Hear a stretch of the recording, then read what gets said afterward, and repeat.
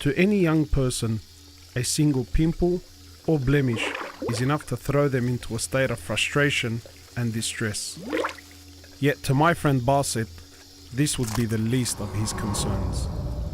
He suffers from EB, a genetic condition that causes uncontrollable outbursts of wounds and blisters across the skin. His skin in turn struggles to repair itself, and he is thus left covered in open wounds across his body. Another name for my condition is actually butterfly baby, because the wounds are everywhere and you're just wrapping the bandage and it's like a cocoon. Butterfly Boy, a story of patience. Diagnosed as a baby, Basit has lived with the condition for over 25 years. There is no known cure for the condition, and many have to live with the excruciating pain their entire lives. What's it like living with this skin condition? It's hard because I have to I'm immobile for the most part. So my day entails me being on my bed for the most part. I can't really walk. You just look at the way people walk and run and you can't help but think, I wish I could do that. Like, how does that feel? As difficult as this was all to hear, the treatment process Basit goes through is another tribulation in and of itself.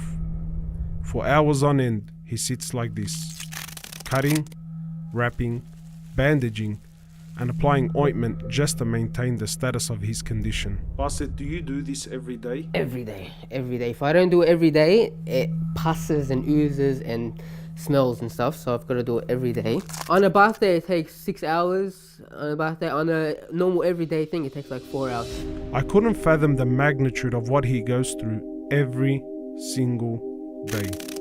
I couldn't imagine what it was like to be locked in a room for up to 7 hours on end, crouched over in painstaking treatment.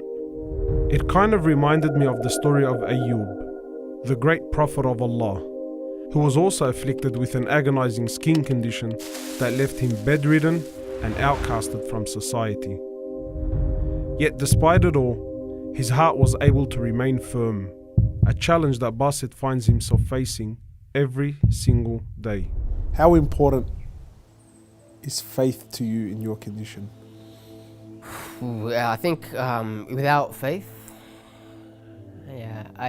if I'm brutally honest, what is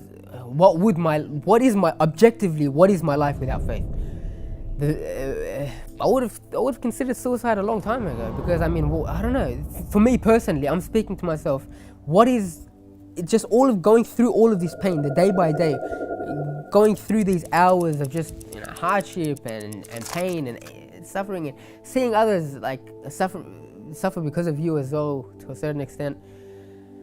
And what's the point? If there's no faith, what's the point? If at the end there's nothing there, what's the point?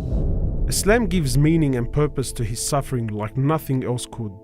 It was simple: stay patient today and attain Allah's pleasure tomorrow. When I hear about the mercy of Allah subhanahu wa ta'ala, when I hear about His promise, the thought of being able to be with Him, persevering and struggling to be with Him, like faith, it's something that's so easy for me to reconcile with as well. It's like, this is not our utopia. Persevere, have some sabr, and inshallah, in the day of judgment, inshallah, we'll see the fruits of our labor. This gives me purpose.